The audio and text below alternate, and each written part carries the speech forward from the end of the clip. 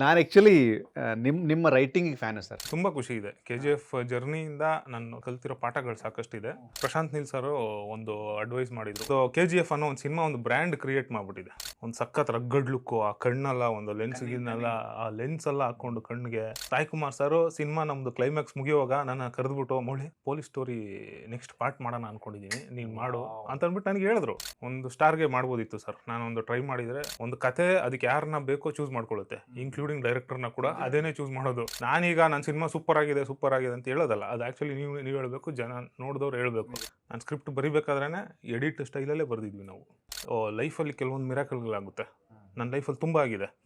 Picture ಪ್ರಚಾರ ವೀಕ್ಷಕರಿಗೆ ನಮಸ್ಕಾರ. ನಾನು ನಿಮ್ಮ ರವಿ ಸಾಸ್ನೂರ್. ಇವತ್ತು ನಮ್ಮ ಜೊತೆಗಿದ್ದಾರೆ ಕನ್ನಡ ಚಿತ್ರರಂಗದ ಪ್ರತಿಭಾವಂತ ರೈಟರ್ ಕಮ್ ಡೈರೆಕ್ಟರ್ ಚಂದ್ರಮೌಳಿ ಅವರು. Sir, thank you so much.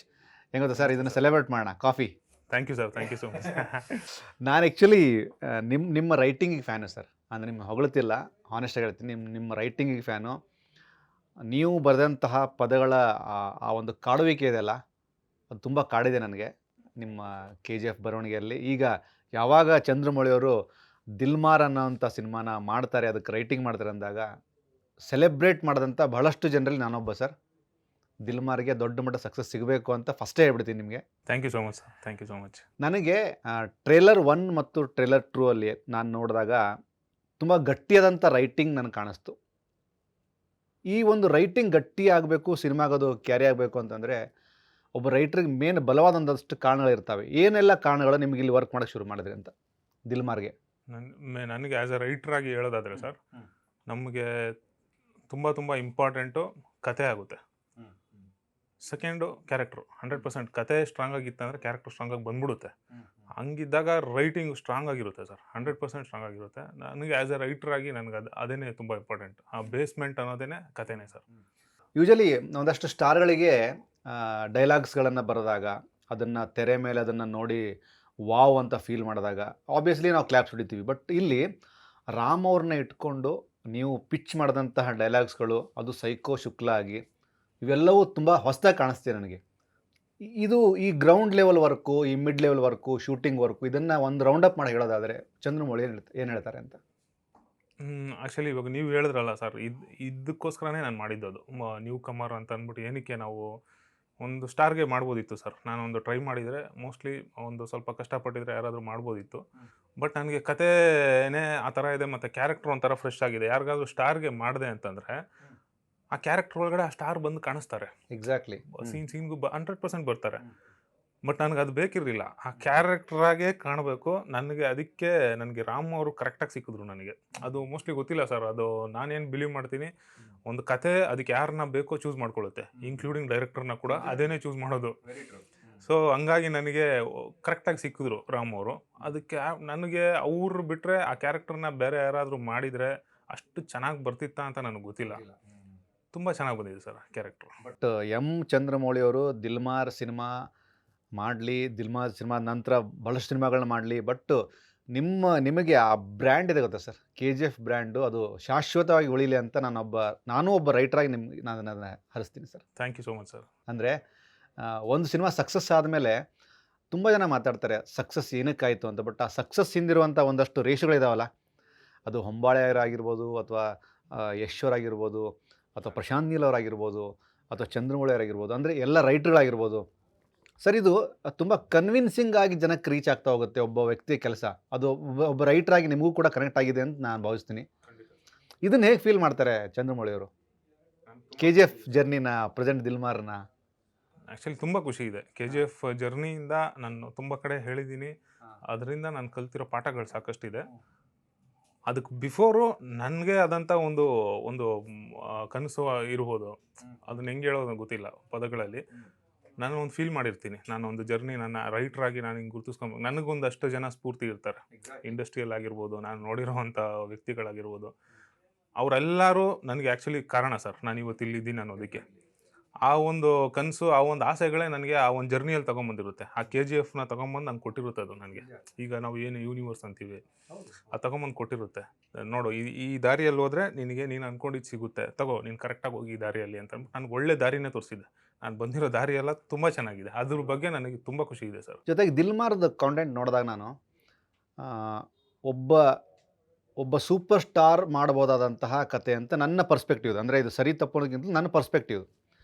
But ಇಲ್ಲಿ ರಾಮ್ ಅವ್ರ ಮೇಲೆ ಅದನ್ನು ಅಟೆಂಪ್ಟ್ ಮಾಡ್ತೀರಿ, ಅದನ್ನು ಅಷ್ಟೇ ಗಟ್ಟಿಯಾಗಿ ಹಣಿತೀರಿ. ಶೂಟಿಂಗ್ಗಿಂತ ಮುಂಚೆ ಬರವಣಿಗೆಲಿದ್ದಂಥ ಚಂದ್ರಮೌಳಿ ಕಂಡಂಥ ಸಿನಿಮಾ, ಅದು ಶೂಟಿಂಗ್ ಆಗುವಂತಹ ಟೈಮಲ್ಲಿ ಕಂಡಂಥ ಸಿನಿಮಾ, ಈಗ ರೆಡಿ ಟು ರಿಲೀಸ್ ಇರುವಂಥ ಈ 3 ಲೇಯರ್ನ ಚಂದ್ರಮೌಳಿ ಅವರು ಹೇಗೆ ಡಿಫೈನ್ ಮಾಡ್ತಾರೆ? ನನಗೆ ಪ್ರಶಾಂತ್ ನೀಲ್ ಸರು ಒಂದು ಅಡ್ವೈಸ್ ಮಾಡಿದರು. ಅಡ್ವೈಸ್ ಇನ್ ದ ಸೆನ್ಸ್ ಹಿಂಗೆ ಮಾತಾಡಬೇಕಾದ್ರೆ ಒಂದು ಮಾತು ಹೇಳಿದರು.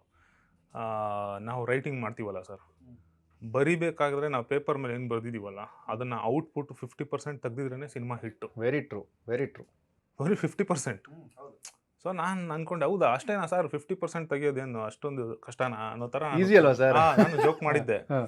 ಬಟ್ ಸ್ಪಾಟಲ್ಲಿ ಹೋಗಿ ಶೂಟಿಂಗ್ ಮಾಡೋ ಹೋಗ್ಲೇ ಗೊತ್ತಾಗುತ್ತೆ ಅದರಲ್ಲಿ ಎಷ್ಟು ಕಷ್ಟಗಳಿರುತ್ತೆ, ಏನೇನಿರುತ್ತೆ ಸರ್. ಆ್ಯಸ್ ಎ ಸೆಟ್ಟಲ್ಲಿ ಹೋದಾಗ ನಾವು ಪೇಪರಲ್ಲಿ ಬರೆದಿರೋದೇ ಅಲ್ಲಿ ತೆಗಿಯೋದಕ್ಕಿದೆಯಲ್ಲ, ಎಷ್ಟೊಂದು ಕಷ್ಟ ತುಂಬ ಜಾಸ್ತಿ ಇದೆ. ಸೊ ಹಂಗೆ ಆ ಒಂದು ಇದ್ರ ಮೇಲೆ ನೋಡಿದಾಗ ನನಗೆ 50% ಅಲ್ಲ, ಇನ್ನೂ ಜಾಸ್ತಿನೇ ಚೆನ್ನಾಗಿ ಬಂದಿದೆ ಅನ್ನೋದು. ನಾನೀಗ ನನ್ನ ಸಿನಿಮಾ ಸೂಪರ್ ಆಗಿದೆ ಅಂತ ಹೇಳೋದಲ್ಲ, ಅದು ಆ್ಯಕ್ಚುಲಿ ನೀವು ಹೇಳಬೇಕು, ಜನ ನೋಡಿದವ್ರು ಹೇಳಬೇಕು. ಬಟ್ ಆ್ಯಸ್ ಎ ಡೈರೆಕ್ಟರ್ ಆಗಿ ನನ್ನ ಕಾನ್ಫಿಡೆನ್ಸ್ ಅಷ್ಟಿದೆ. 50% ಅಲ್ಲ, ಇನ್ನೂ ಜಾಸ್ತಿನೇ ಚೆನ್ನಾಗಿದೆ, ಜನಕ್ಕೆ ಇಷ್ಟ ಆಗುತ್ತೆ ಅನ್ನೋ ಒಂದು ನಂಬಿಕೆ ಇದೆ ಸರ್.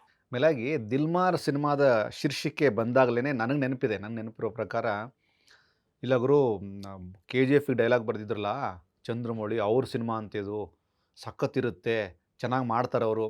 ಈ ಥರದ ನಿರೀಕ್ಷೆಗಳು ಆಟೋಮೆಟಿಕ್ಲಿ ಜನಗಳಲ್ಲಿ ಬರ್ತವೆ. ಯಾಕೆ ಬರ್ತಾವೆ? ನಿಮ್ಮ ಪಾಯಿಂಟ್ ಆಫ್ ವ್ಯೂ ಯಾಕೆ ಬರ್ತಾವೆ, ಯಾಕೆ ಬರಬೇಕು? ಆಮೇಲೆ ಇದಕ್ಕೊಂದು ನಿಮ್ಮದೇ ಆದಂಥ ಒಂದು ವ್ಯಾಖ್ಯಾನ ಬೇಕು ನನಗೆ. ಅದೇನಕ್ಕೆ ಬರುತ್ತೆ ಅಂತಂದರೆ ಸರ್, ಆ ಸಿನಿಮಾ ಮಾಡಿರೋಂಥ ಇಂಪ್ಯಾಕ್ಟ್ ಫಸ್ಟ್ ಇದು ಪ್ರಭಾವ. ಅದರಲ್ಲಿ ನನಗೆ ಆ್ಯಕ್ಚುಲಿ ಅದಕ್ಕೆ ತುಂಬ ಜನಕ್ಕೆ ನಾನು ಥ್ಯಾಂಕ್ಸ್ ಹೇಳಬೇಕು. ಪ್ರಶಾಂತ್ ಸರ್ ಆಗಿರ್ಬೋದು, ಯಶ್ ಸರ್ ಆಗಿರ್ಬೋದು, ಒಂಬಾಳೆಗಾಗಿರ್ಬೋದು. ನಾನು ಡೈರೆಕ್ಷನ್ ಡಿಪಾರ್ಟ್ಮೆಂಟ್ ಬಂದಿದ್ದು, ನನ್ನ ಆ್ಯಸ್ ಎ ರೈಟರ್ ಆಗಿ ಕೂರಿಸಿದ್ದವರು. ನಾನು ಏನೇ ಬರಿತಾ ಇರ್ಬೋದು, ಎಲ್ಲ ಇರ್ಬೋದು, ಬಟ್ ಅವಕಾಶ ಕೊಡೋದು ಅನ್ನೋದು ಇದೆಲ್ಲ, ಅದು ಒಂದು ತುಂಬ ದೊಡ್ಡ ವಿಷಯ ಅದು. ಸೊ ಅಲ್ಲಿ ಆ ಒಂದು KGF ಅನ್ನೋ ಒಂದು ಸಿನಿಮಾ ಒಂದು ಬ್ರ್ಯಾಂಡ್ ಕ್ರಿಯೇಟ್ ಮಾಡಿಬಿಟ್ಟಿದೆ. ಸೊ ಅದರಿಂದ ಬಂದಂಥ ಹೆಸರು 100%. ನನಗೆ ಅದಕ್ಕಿಂತ ಇನ್ನೂ ಒಳ್ಳೆ ವರ್ಕ್ ಮಾಡಬೇಕು, ಮುಂದೆ ಇನ್ನೂ ಒಳ್ಳೆ ಹೆಸರು. KGF ಚಂದ್ರಮೌಳಿ ಅನ್ನೋದಕ್ಕಿಂತ ನನಗೀಗ ದಿಲ್ಮಾರ್ ಚಂದ್ರಮೌಳಿ ಅನ್ಸ್ಕೊಳ್ಳೋದಕ್ಕೆ ನನಗೆ ತುಂಬ ಆಸೆ ಇದೆ, ಹಾನೆಸ್ಟಾಗಿ ಹೇಳ್ಬೇಕಂತಂದ್ರೆ. ಸರಿ ಇದೆ, ವೆರಿ ಟ್ರೂ. ಸೊ ಹಾಗಾಗಿ ನನ್ನ ಒಂದು ರೈಟಿಂಗ್ ಸ್ಕಿಲ್ ಆಗಿ ಬರೆಯೋವಂಥ ಒಂದು ಇದಾಗಿರ್ಬೋದು, ನನ್ನ ಕೆಲಸಗಳಾಗಿರ್ಬೋದು, ಇನ್ನೂ ಚೆನ್ನಾಗಿ ಮಾಡಬೇಕು ಅಂತ ಒಂದಷ್ಟು ಕಲಿತಾ ಬರ್ತಾ ಇದ್ದೀನಿ ಸರ್. ಇನ್ನೂ ಕಲಿತಾ ಇದ್ದೀನಿ ನಾನು. ಇಲ್ಲ, ನನ್ನ ಸರೌಂಡಿಂಗ್ಸಲ್ಲಿರುವಂಥ ಒಂದು ಆರೋ ಹೇಗೆಂದರೆ, KGF ರೈಟಿಂಗ್ ಡಿಪಾರ್ಟ್ಮೆಂಟಲ್ಲಿದ್ದಂಥ ಒಂದಷ್ಟು ಜನ ನಿರ್ದೇಶಕರಾಗಕ್ಕೆ ಹೊರಟಾಗ ಏನೆಲ್ಲ ಆಗುತ್ತೆ, ಅದು ಚಂದ್ರಮೌಳಿಯವರಿಗೂ ಆಗಲಿ ಅನ್ನುವಂಥ ತುಂಬ ಪ್ರೀತಿಯ ಮಾತುಗಳನ್ನ ಆಡ್ತಿದ್ದಾರೆ. ಇದು ನಿಮ್ಮ ಗಮನಕ್ಕೆ ಬರೋದು ಸ್ವಲ್ಪ ತಡವಾಗ್ಬೋದು, ಬಟ್ ನನ್ನ ಮೂಲಕ ಹೇಳೋಕ್ಕೆ ಇಷ್ಟಪಡ್ತೀನಿ. ಜನ ಅದನ್ನು ಸೆಲೆಬ್ರೇಟ್ ಮಾಡ್ತಾರೆ. ಅಂದರೆ ಅದು ಆಗಲೇಬೇಕು. ಒಬ್ಬ writer journey, writer come director ಆದಾಗ ಆಗುವಂಥ ಒಂದು ಆ ಸಂಭ್ರಮನೇ ಬೇರೆ. ಎಲ್ಲೆಲ್ಲಿ ನಿಮಗೆ ಯಾವೆಲ್ಲ ಪೋರ್ಷನ್ ತುಂಬ ಡಿಫಿಕಲ್ಟಾಗಿ ಫೀಲ್ ಆಯ್ತು ನಿಮಗೆ? ಅಂದರೆ when it comes to shoot ಟೈಮಲ್ಲೆಲ್ಲ ನಿಮಗೆ ಇಲ್ಲಿ ಸಿನಿಮಾದಲ್ಲಿ ಸರ್ ಯಾವಾಗಲೂ ಹಾನೆಸ್ಟಾಗಿ ಹೇಳ್ಬೇಕಂತಂದರೆ, ಶೂಟಿಂಗ್ ನಾವು ಸ್ಪಾಟ್ಗೆ ಹೋಗ್ತೀವಲ್ಲ, ನನಗಿರೋ ಎಕ್ಸ್ಪೀರಿಯೆನ್ಸಲ್ಲಿ ಹೇಳ್ತೀನಿ, ನಾವು ಒಂದು ಪ್ಲ್ಯಾನ್ ಎ ಮಾತ್ರ ಇಟ್ಕೊಂಡೋಗಿ ಶೂಟ್ ಮಾಡ್ತಾ ಇದ್ದೀವಿ ಅಂದರೆ 100% ವರ್ಕ್ ಆಗಲ್ಲ. ಒಂದು ಪ್ಲ್ಯಾನ್ ಬಿ ಇರಬೇಕು, ಪ್ಲ್ಯಾನ್ ಸಿ ಇರಬೇಕು. ಯಾಕಂದರೆ ಸ್ಪಾಟಲ್ಲಿ ಏನು ಬೇಕಾದ್ರೂ ಚೇಂಜ್ ಆಗ್ಬೋದು. ಆ ಥರ ಆಗಿದ್ದಾವೆ, ನನ್ನ ಶೂಟಿಂಗ್ ಸ್ಪಾಟಲ್ಲೂ ಆಗಿದೆ. ಸೊ ನನಗೆ ತುಂಬ ಚಾಲೆಂಜಿಂಗ್ ಅಂತ ಅನ್ಸೋದಕ್ಕಿಂತ ಎಂಜಾಯ್ ಮಾಡಿದ್ದೀನಿ ಸರ್ ಪ್ರತಿಯೊಂದು. ನಾನು ಮಾತ್ರ ಅಲ್ಲ, ನನ್ನ ಇಡೀ ಟೀಮು. ಯಾಕಂದರೆ ನಾವು ಸ್ಕ್ರಿಪ್ಟು ಎಲ್ಲ ಡಿಸ್ಕಷನ್ ಆಗಿರ್ಬೋದು, ಪ್ರತಿಯೊಂದು ಫಸ್ಟಿಂದ ಇದ್ದಾರೆ ನನ್ನ ಟೀಮ್, ಎಲ್ಲ ಹುಡುಗರು, ನನ್ನ ಡೈರೆಕ್ಷನ್ ಡಿಪಾರ್ಟ್ಮೆಂಟ್.